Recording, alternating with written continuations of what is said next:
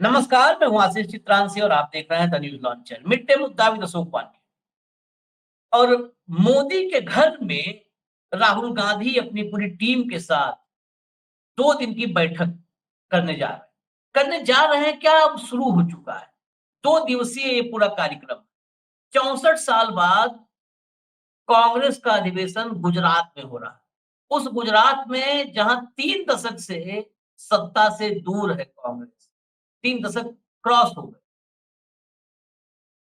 अब मोदी के घर में ही घुस करके वहीं बैठकर जब राहुल गांधी बीजेपी को हराने की रणनीति बनाने जा रहे हैं, प्लान बनाने जा रहे हैं, तो फिर गुजरात लॉबी में खलबली तो मचनी ही थी।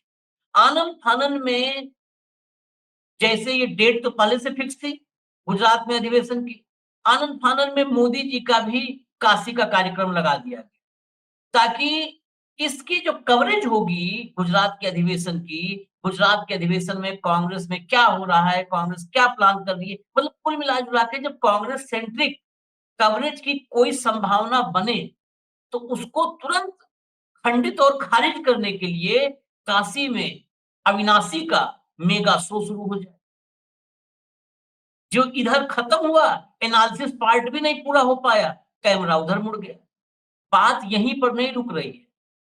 एक एक्सक्लूसिव रिपोर्ट है इंडियन एक्सप्रेस की, अयोध्या में प्राण प्रतिष्ठा दोबारा होने जा रही। पार्ट 2, पार्ट 1 जैसा थोड़ा हो सकता भव्यता ना हो, थोड़ी कम भव्यता होगी, लेकिन पार्ट 2, पार्ट 2 ये यूपी में भी एक बार रिन्यूअल होगा हिंदुत्व का रिन्यूअल, लाइसेंस का और सबका होता वैसे ही ये भाजपा है, करती है भई, रिन्यूअल होगा। सब जानकारी आ गई है इंडियन एक्सप्रेस के हवाले से क्या-क्या है, दरबार लगेगा और राम के दरबार के चक्कर में ये मोदी जी का दरबार सुरक्षित रहे, इसलिए राम दरबार लगेगा।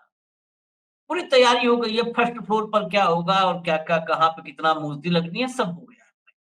तो एक राहुल गांधी का गुजरात में जो दस्तक हुआ, मोदी के घर में दस्तक हुआ, उसने अयोध्या से लेके काशी तक सबका रिन्यूअल करवा दिया, नवीनीकरण हो गया। अब हर जगह फिर से इवेंट होगा। अब इस इवेंट के बीच उत्तर प्रदेश में भागवत भी इस समय बैठे हुए हैं। भागवत बैठे हैं, लेकिन भागवत कथा सुनने का योगी आदित्यनाथ को मौका नहीं मिल रहा है।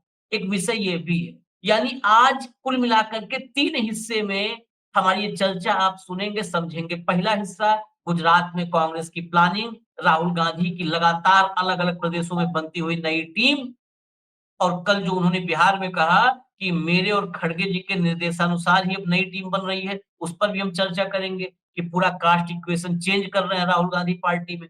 तो ये गुजरात की रणनीति, उसके बाद मोदी का काशी दनादन काशी भगना और अयोध्या में प्राण प्रतिष्ठा पार्ट 2 के बीच यूपी में भागवत कथा। भाऊ को जोड़िए चर्चा में फटाफट कर दो। सबसे पहले चलते हैं गुजरात। प्रणाम। स्वागत है भाऊ प्रणाम। आपका। प्रणाम। गुजरात चलते हैं। आप गुजरात के काफ़ी करीब पहुँच भी चुके हैं, तो गुजरात ही चलते हैं पहले।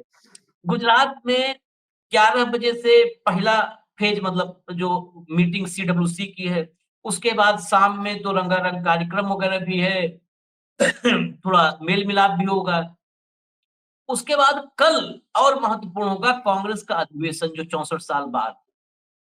ये गुजरात में मतलब मोदी के घर में अधिवेशन इसका क्या इम्पैक्ट है गुजरात, गुजरात से पूरे देश में और खासकर गुजरात लॉबी पर क्या इम्पैक्ट है इसका?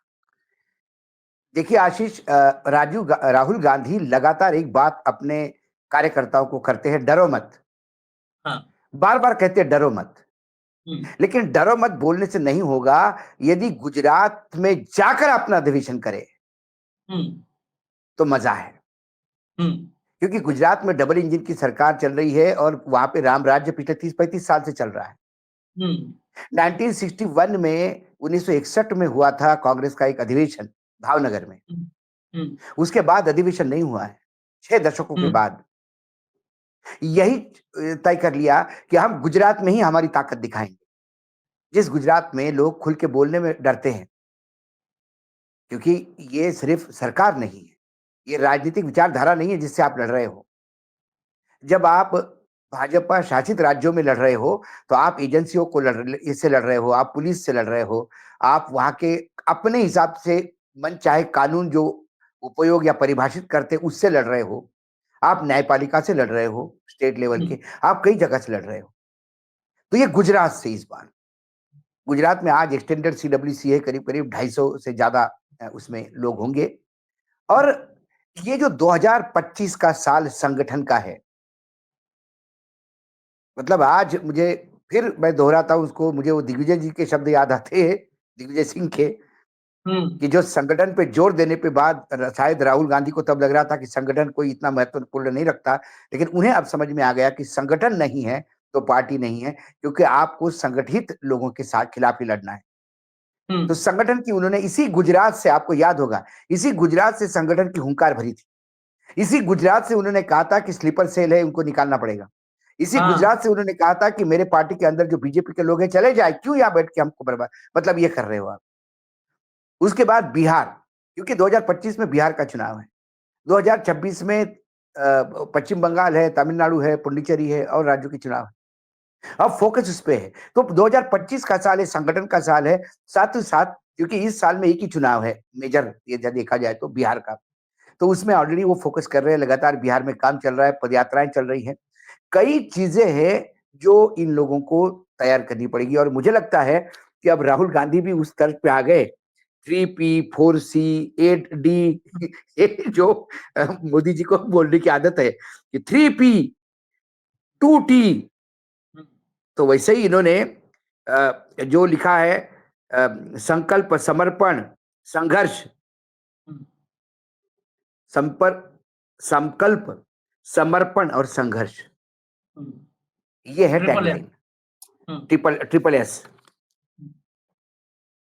तो संघर्ष तो करना होगा, बगैर संघर्ष के आप जीत नहीं सकते, लेकिन संघर्ष करने के पहले संकल्प लेना होगा कि हमको जीतना है और फिर लीडर होकर काम करना पड़ेगा। तो ये, और वो बार बार जो अपना, देखिए अब ये कांग्रेस सही मायने में मंथन कर रही है अब, ऐसा मुझे लगता है। लगातार जो लोकसभा चुनाव में आपका जब और लिटरली डबल से ज्यादा आपके पास सांसद आ गए, 100 का आंकड़ा 3 फिगर में आप चले गए, जो आपको लग रहा था कि 20-22 आएंगे या 40 आएंगे, ये डर था। इसमें एक उत्साह जो पार्टी में आया था, वो उसके बाद महाराष्ट्र, हरियाणा, इन तमाम दिल्ली के चुनाव में लोग मायूस हो गए। तो एक नया बूस्टर डोज चाहिए। तो ये क्यों हो रहा है? कांग्रेस का वोट बैंक क्या था? कांग्रेस का वोट बैंक मुस्लिम था, ब्राह्मण थे, दलित था, ये उनका वोट बैंक था। क्या हो गया कि जो दलित जुट चले गए? ये ओबीसी नाम का एक नया फैक्टर जो ऊपर आ गया है मंडल आयोग के लागू होने के बाद। और ओबीसी क्यों विरोध कर रहे हैं कांग्रेस का?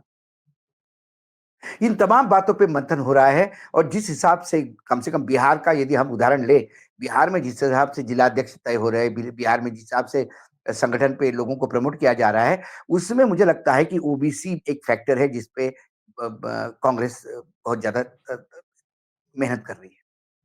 दूसरी बात, कांग्रेस के पास ये इतना बड़ा क्लीन कैनवास है, आप चाहे वो पेंट कर सकते हैं। मैं क्लीन कैनवास इसलिए कहता हूं कि इस सरकार की 2014 से लेके आज तक मुझे उपलब्धि बताइए। लोग कहते 370, चलो कर दिया आपने, 370 होने से क्या होगा ये बताया था, वो हुआ क्या?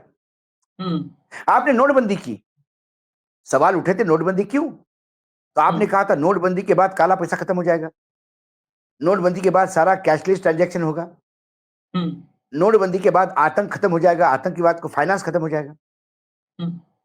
नोटबंदी से क्या हुआ?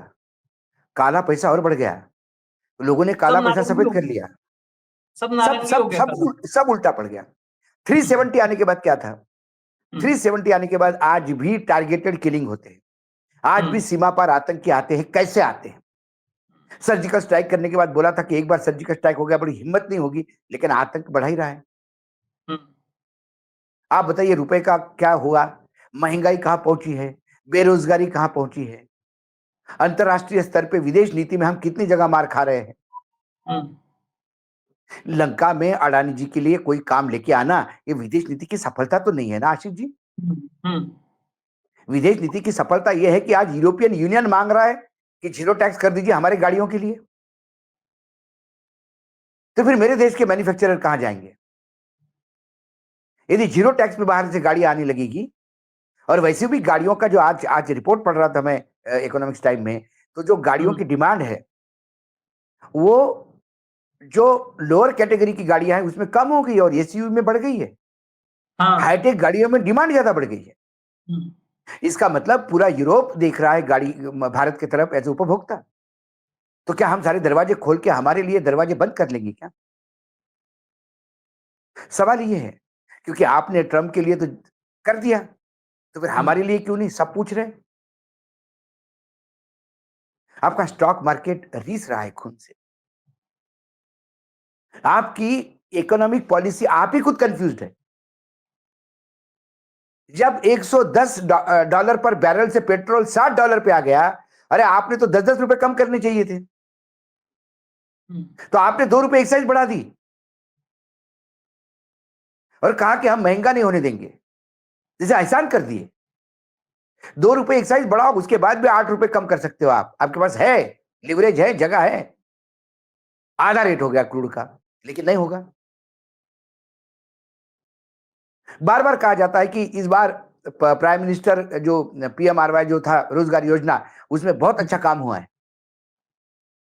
खूब पैसा लोगों ने लिया है, इतने परसेंट महिलाओं ने लिया है। उस यदि इतना पैसा बटा है तो रोजगार कहां है? स्टार्टअप का उनका तो उनके मंत्री ने नंगा कर दिया सारी चीजें। हाँ। मुझे एक सेक्टर बताइए, आप एग्रीकल्चर सेक्टर बताइए मुझे। एमएसपी पे आप सामान नहीं खरीद सकते, एमएसपी अनाउंस करते हो। खाद के रेट बढ़ गए, बीज के रेट बढ़ गए, बिजली के रेट बढ़ गए, पानी के रेट बढ़ गए। आजादी के बाद मैं पहली बार आया कि मैंने गांव गांव में बिजली दी। अरे बिजली कनेक्शन दिया, बिजली है क्या आपके पास? नोएडा में, उत्तर प्रदेश में, नोएडा जो नाक है उत्तर प्रदेश की, इंडस्ट्रियल टाउन बोला जाता है, वहां बिजली कट होती है। दिन भर में 10 बार हम तो वहीं बैठते रहते हैं। तो कहने का मतलब है कि किस फ्रंट पे आप ये कह सकते हैं? मैं तो बार बार कहता हूं, मैं तो दावा करता हूं, कोई भी स्पोक्स पर्सन हो सरकार का आंकड़ा लेके बैठे। हम्म, राम मंदिर बनना ये मेरे लिए टारगेट नहीं है, माफ कीजिएगा, मेरी राम की आस्था है। मेरे घर में अपना एक छोटा मंदिर है, उसमें मैं पूजा कर लेता हूं। मेरे माता पिता कभी बेचारे उत्तर प्रदेश गए भी नहीं, तो अयोध्या की बात ही छोड़ दीजिए दूर तक। मैं जरा चलते तो हैं गुजरात में। कुल मिलाकर इस देश, इस सरकार की नाकामियां इतनी लंबी फहरिस्त है आशीष, उसको कैश करने वाला एक्टिव विपक्ष चाहिए। लेकिन राहुल गांधी जी के साथ है, राहुल गांधी जी दौड़ना चाहते हैं और पैरों में है बेड़ियां। राहुल गांधी जी को वो बेड़ियां काटनी होगी तो बिल्कुल 100 मीटर स्प्लिंटर जैसे भागेंगे। और वो बेड़ियां नहीं। कौन सी है? ये बीजेपी के स्लीपर सेल जो पार्टी में बैठे हैं। हम्म, आप बोलते हो लेकिन करते क्या हो? फिर कहीं किसी को कहीं से निकाल दिया, फिर सीडब्ल्यूसी में ले लिया। इस बार यूपी हाँ। में जितने भी अध्यक्ष बने उसमें संदीप सिंह की पूरी छाप है। पूरा घेरा जवाबदेही गुजर। क्यों नहीं है? जनरल सेक्रेटरी ऑर्गेनाइजेशन की जवाबदेही क्यों नहीं है? सवाल वो है। नहीं, जरा अहमदाबाद चलते, कुछ तस्वीरें दिखाते, फिर इसी पे आते हैं। फिर हम जाएंगे राम मंदिर में, दोबारा प्राण प्रतिष्ठा होगी और काशी पर दोबारा जाएंगे। लेकिन आप कह राहुल दौड़ना चाहते हैं, लेकिन राहुल के अगल बगल वाले कहते हैं साहब बाहर धूप बहुत है, ट्रेडमिल पे दौड़ लो। तो हाँ ट्रेडमिल पे बस, दौड़ा कि वो बस यही है। कदम आगे नहीं बढ़ पाते हुए ट्रेडमिल पे दौड़ रहे हैं। जरा दिखाइए कंट्रोल रूम।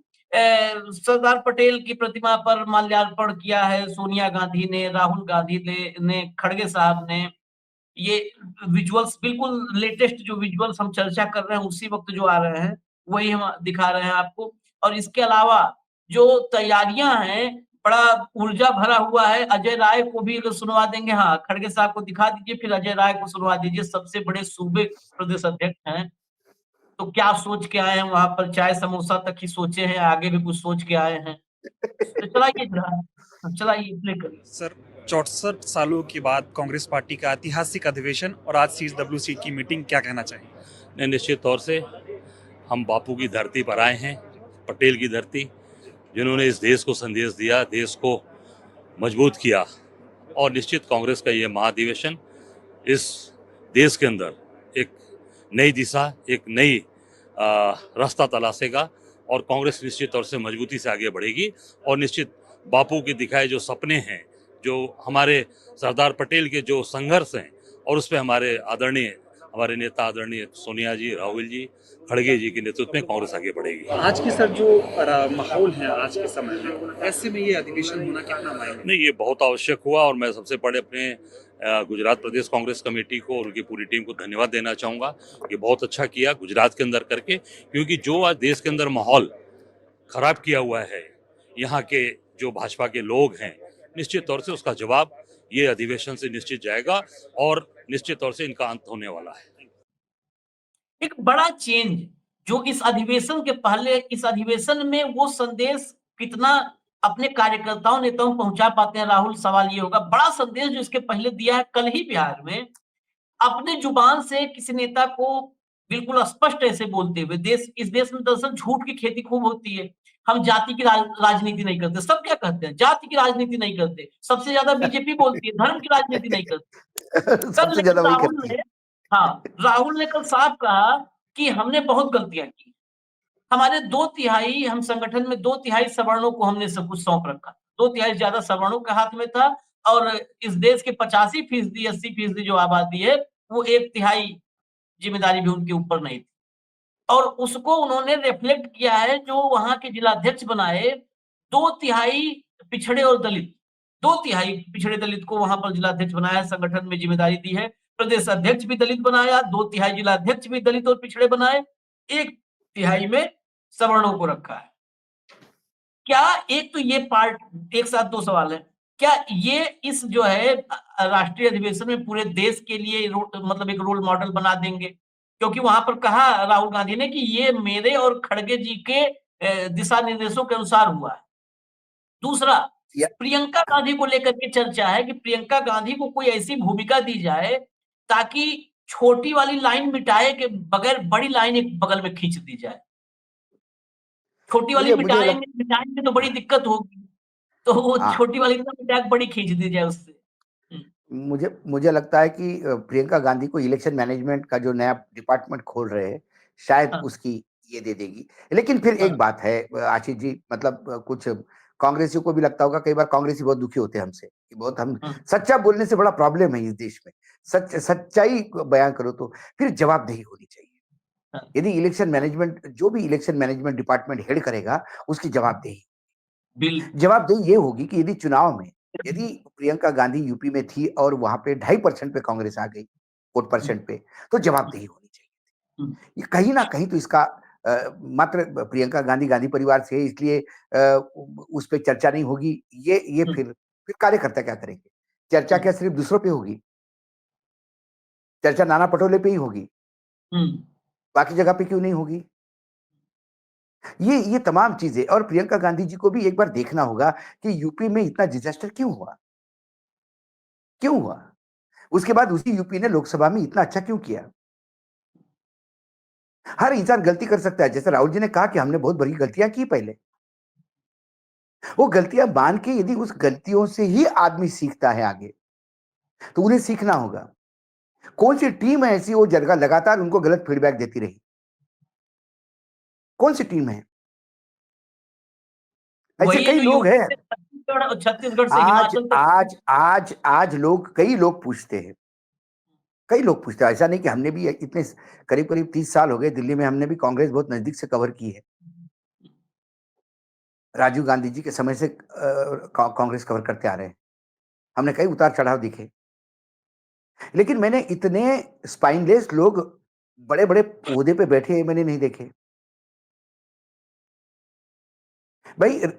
आप उदाहरण के तौर पे मैं बताऊं तो राजीव शुक्ला, अब ये बड़े वरिष्ठ है, हमारे बड़े भाई जैसे हैं, लेकिन जब विश्लेषण करेंगे तो उसमें मुझे लगता है कि लाग लपेट के बगैर करना चाहिए। हाँ, वो आईपीएल संभालते हैं, वो बहुत उनका बड़ा नाम है, वो खेल में बहुत आगे है, वो सारा करें। अब जो आदमी आईपीएल में इतना व्यस्त है, आप उसको सीडब्ल्यूसी भी लेना चाहते हैं? इतना मल्टीटास्किंग तो वो टास्किंग तो नहीं है कोई।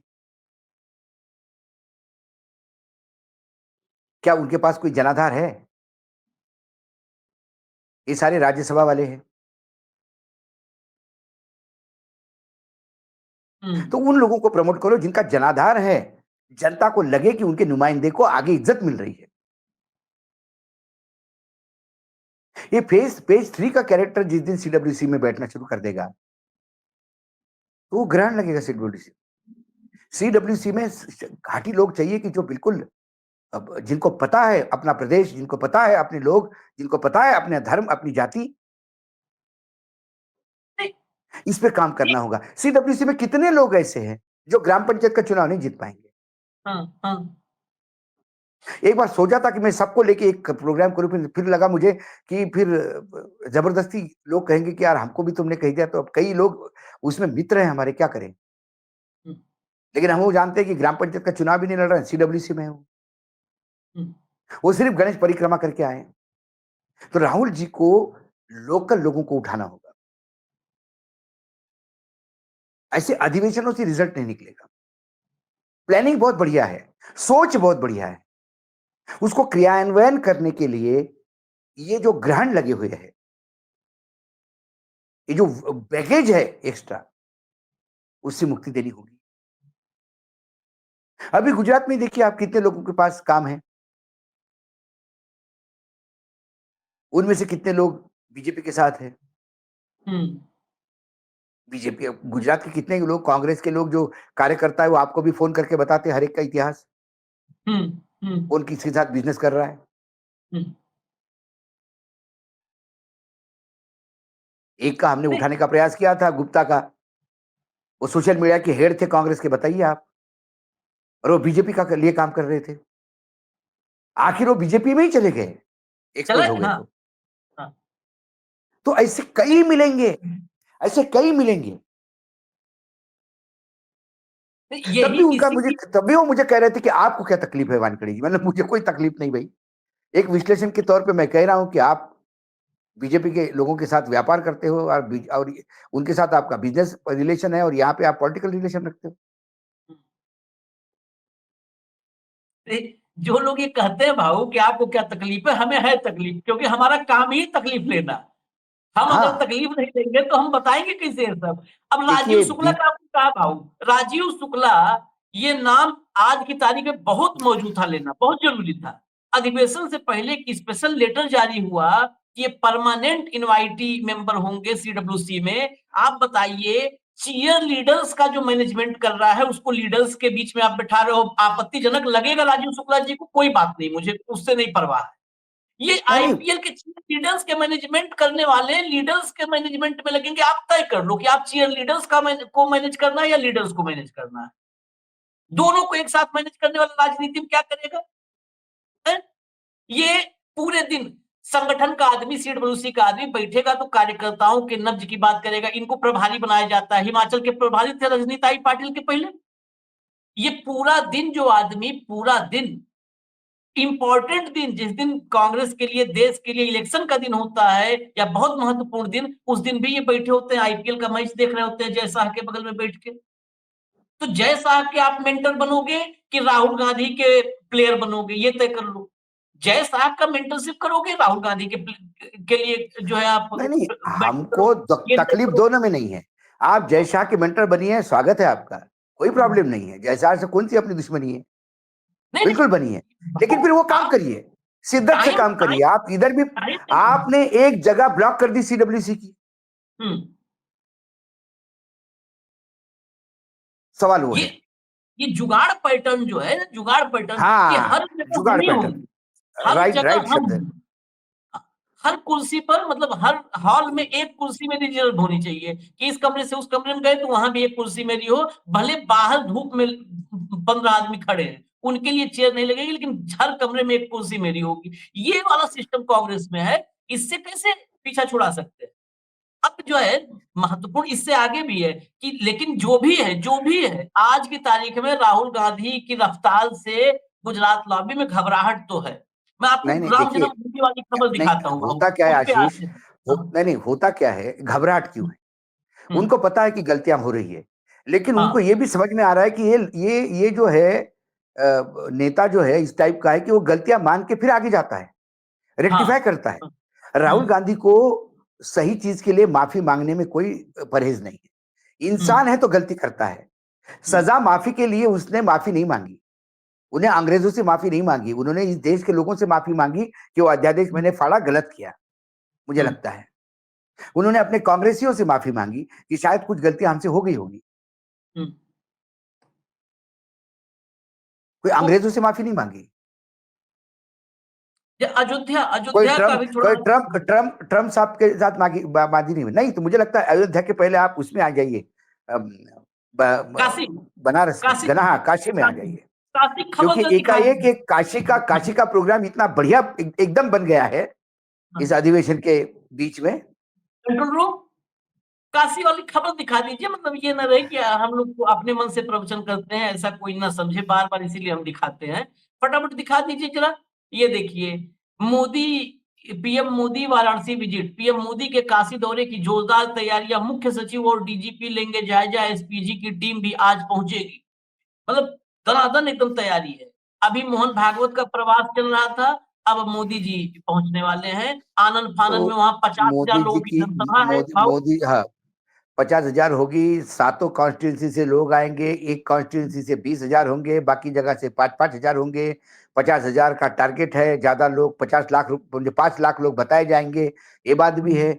दिन भर चलेगा कि मोदी जी उतरे, मोदी जी का रोड शो, मोदी जी हाथ हिला रहे हैं, लोग नारे लगा रहे हैं, मोदी जी ने किसी को गले लगाया, मोदी जी ने किसी बच्चे के सर पे हाथ रखा, ये पूरा टाइम चलेगा। लोग तरसते रहेंगे कि एक्चुअली वो अधिवेशन में क्या हुआ कांग्रेस के, वो कोई दिखाने का किसी को जरूरत नहीं होगी, क्योंकि एक बड़ा इवेंट आपको करना है। और ये अक्सर करते हैं, ये अक्सर हमने देखा कि ये ऐसी खेल करते रहते हैं। लेकिन होता क्या है, मुर्गे को ढकने से सूरज नहीं उगेगा, ये सोचना ही मूर्खतापूर्ण काम है। आप सोचोगे कि टेलीविजन से आपने ब्लैंक कर दिया, वैसे भी आजकल गोदी मीडिया दिखाते कहाँ है। कांग्रेस को तभी दिखाते हैं जब उनको कांग्रेस को गलत दिखाना होता है। हाँ, और बार बार इमरजेंसी और जवाहरलाल नेहरू के सिवा इनके पास टॉपिक नहीं होता। और बहुत ही वाहियातपूर्ण, और व्हाट्सएप यूनिवर्सिटी पे इनके प्रवक्ता खेलते हैं। मतलब सुधांशु त्रिवेदी जैसे बड़े पढ़े लिखे राज्यसभा के मेंबर है, वो भी बताते हैं कि नेहरू के कपड़े कैसे पेरिस से आते थे। हाँ 6-6 महीने लगता था जहाज जाने में, उसमें लाते थे ये कपड़े। हर रोज एक जहाज आता था और यही निगरानी करते थे जहाज की। मतलब हाँ कई बार हास्यास्पद नहीं, लगता है कि क्या क्या कहोगे, कुछ कहोगे यार। अच्छा, ये सब मोदी जी की चेले हैं, ये सब मोदी जी के चेले हैं। मोदी नहीं जी को भी नहीं मोदी जी को भी कलर फोटोग्राफ तब मिला था जब कलर फोटोग्राफ, मुझे कैमरा इजाद ही नहीं हुआ था। उनकी डिग्रियां ऐसी छपी हुई है कि जो फॉन्ट नहीं था उस समय। मतलब ये मतलब ऊपर से लेकर नीचे तक सब ऐसे ही है। व्हाट्सएप यूनिवर्सिटी ही चल रही है। तो ये मेजर काम, यदि इशू पे मैं आऊं, तो ये है कि फोकस हटाना है, लोगों तक अधिवेशन पहुंचने नहीं देना है। लेकिन जिनके पास पहुंचना होता है पहुंचता है।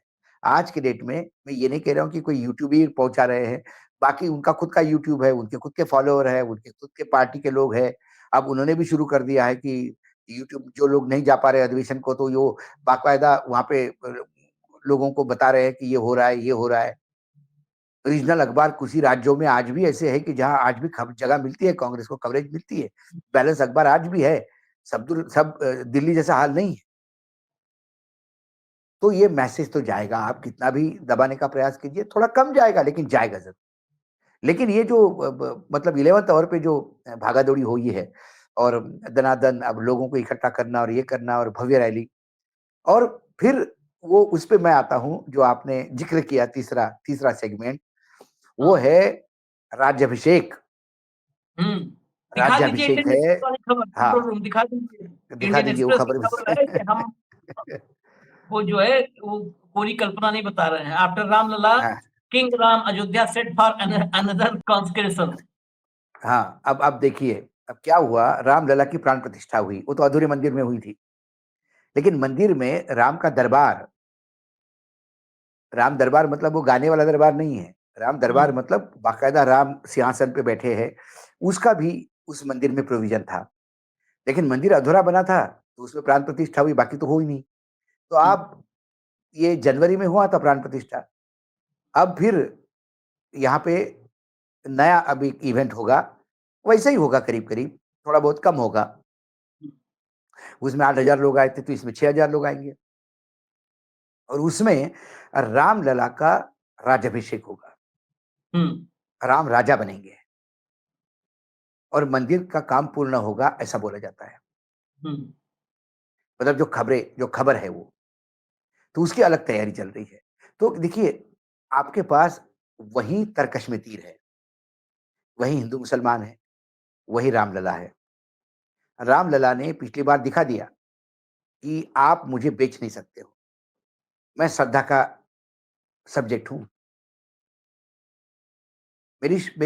लोग श्रद्धा से मुझे अपनाते हैं, लोग मुझे खरीदते नहीं है। ना राम इतने सस्ते हैं कि कोई बेचेगा उसको, ना कोई राम खरीदता है। लेकिन कुछ लोग प्रयास करते हैं बेचने के। ताजमहल भी आपके यूपी में बेचा था किसी ने, है ना? तो ऐसे बेचने वाले लोग तो होते हैं। तो लोगों को राम भी समझ में आ गए। राम आस्था का विषय है, राम जीवन में राम को उतारने का विषय है। राम कोई कर्मकांड का विषय नहीं है। लेकिन हमारे यहाँ कर्मकांड ज्यादा महिमा मंडित होता है। प्राण प्रतिष्ठा हुई, फिर वो सूर्य तिलक हो गया, और प्रधानमंत्री ने भी कहा कि भाई सूर्य तिलक होते हुए मैं उधर नीचे राम सेतु देख रहा था ऊपर से। अलग अनुभूति हुई मुझे। अब वो लंका का सेतु अडानी के लिए था, किसके लिए था भगवान जाने। क्योंकि कल ही अडानी जी ने वहां पोर्ट के ऊपर बहुत बड़ा एक उसका ओपनिंग किया है, कार्गो हैंडलिंग का, एक बड़ा। और अडानी खैर, सेठ बोल रहे हैं कि ये चीन को टक्कर दे रहा हूं मैं। अरे भाई, इतना ही टक्कर देने का आपको शौक है तो जरा उधर ही जाइए, बॉर्डर पे, वहीं टक्कर दे दीजिए जो चीन अपनी जमीन पे घुसा हुआ है। चीन को तो टक्कर दे रहे हैं। कुल मिलाकर ये अब आने वाले समय की तैयारी है। ये रामलला को आखिर तक, अभी रामलला का ये होगा, उसके बाद लवकुश, सीता को निकाल दिया, उसका कोई डेट निकाल लेंगे ये। फिर लवकुश आएंगे, लवकुश का जन्म हुआ, उसका एक इवेंट निकालेंगे। 2029 तक राम के कई इवेंट है अभी। हाँ हाँ, बर्थडे मनाना शुरू कर देंगे, भगवान कुछ लोग राम को, का भी हाँ हाँ, बर्थडे बस मनाएंगे। इसको तो कई जगह करेंगे, कई जगह करेंगे। लेकिन इसकी अल्टीमेटली परिणति क्या होगी? क्या राम की प्राण प्रतिष्ठा हो गई, राम का राज्याभिषेक हो जाएगा, राम राज्य स्थापित कब होगा, प्रश्न ये है। और राम राज्य के मायने, मैंने उस दिन भी आपको एक संस्कृत श्लोक, मतलब वाल्मीकि रामायण से श्लोक बताया था। वो समय कब आएगा, वैसा स्थिति देश की कब होगी, हर एक को रोजगार कब मिलेगा, किसान कब खुश होगा, महंगाई कब कम होगी, वो वो है स्थिति राम राज्य।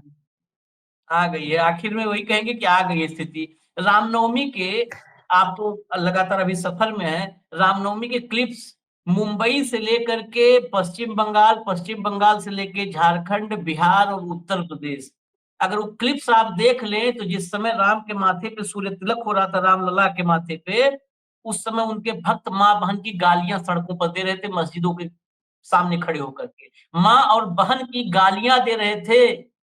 अगर ये सनातन है तो आज से सनातन द्रोहियों में मेरा नाम लिख दिया। बिल्कुल अगर बिल्कुल ये बिल्कुल। सनातन है, भगवान नहीं की नहीं नहीं पूजा नहीं, करते समय आके माँ और बहन की ये गाली पकड़ा। सनातन नहीं है आशीष, ये सनातन नहीं है। ये रावण, डायर, गोडसे प्रेमी लोग हैं। सब वही है ये वो ही है। अरे सनातन तो हमारा धर्म है, हम काय को अपने सनातन से दूर करेंगे। ये थोड़ी कहेंगे कि जो होगा धर्म, नहीं, अगर ये जो जिसको ये हिंदुत्व की परिभाषा ये थोड़ी करेंगे। किसने ठेका देके रखा है इनको? सनातन धर्म का ठेका किसने देके रखा है इसको?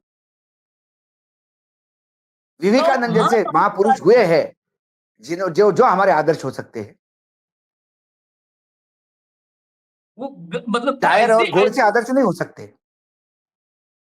और मतलब अब फिर मैं कहूं कि लोगों को ऐसे ऐसे क्लिप्स हैं, हम दिखाई नहीं सकते, हमारी नहीं दिखा, मजबूरी है नहीं दिखा सकते। मतलब वो देखने के बाद ऑफिस में भी हम जब इसको सुन रहे थे तो कान पे स्पीकर लगा के, और लगा के, हेडफोन लगा के सुन रहे थे। हाँ, डर लग रहा था कि कहीं आजू बाजू में कोई बाकी स्टाफ सुन ले तो क्या सोचेंगे कि कितनी गंदी गंदी गालियां सुन रहे हैं लोग।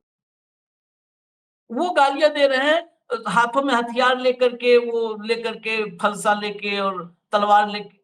गालियां दे रहे हैं, एक समुदाय को गाली देंगे, वो है। अभी योगी का बुलडोजर, तेल खत्म हो गया है, एक दरगाह पे जाकर के, मजार पे जाकर के एक जो है उन्हीं का स्वजाति है, प्रयागराज में चढ़ के वहां पे जो है झंडा फहरा रहा था। अगर मुसलमान किसी मंदिर पर फहरा दे झंडा, क्या होगा?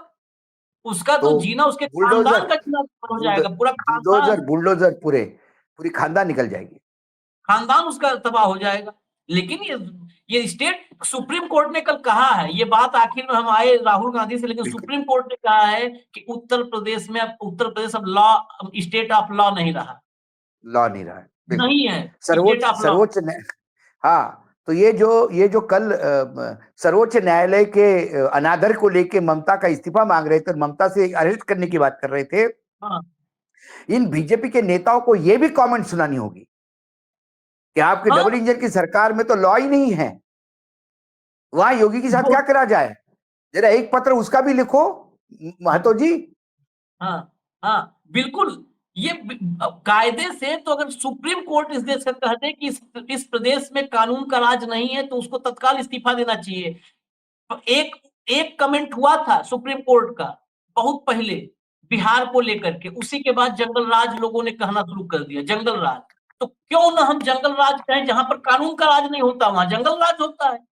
बिल्कुल अब सुप्रीम कोर्ट ने इनडायरेक्टली ये भी बता दिया कि इस देश में, बिहार में कभी जंगल राज था, अब उत्तर प्रदेश में। लेकिन योगी आदित्यनाथ, इस देश में राजनीति में लोग इतने बेशर्म हो चुके हैं कि वो ठहाका मारते हैं, कहते हैं उत्तर प्रदेश नंबर 1 पे। मतलब सुप्रीम कोर्ट के चीफ जस्टिस मूर्ख है, यही भाव होगा ना, मूर्ख है, पूरा देश मूर्ख है, कोई फर्क नहीं पड़ता। खैर, अधिवेशन हो रहा है, 2 दिन का अधिवेशन है, अभी तो शुरुआत हुआ है, आज सीडब्ल्यूसी है, कल अधिवेशन है, कायदे से जो शेड्यूल है, तो कल अधिवेशन है, आज सीडब्ल्यूसी है। वहां पर क्या बातचीत होती है, क्या फैसले होते हैं, क्या भाषण में क्या क्या हाईलाइट होता है, ये सब हम आपको बताएंगे। और अयोध्या और काशी पर भी नजर रखेंगे। इजाजत हमें दीजिए फिलहाल, कल फिर आएंगे भाव के साथ, कार्यक्रम यही होगा, मिड डे मुद्दा विद अशोक वानखेड़े। नमस्कार। नमस्कार।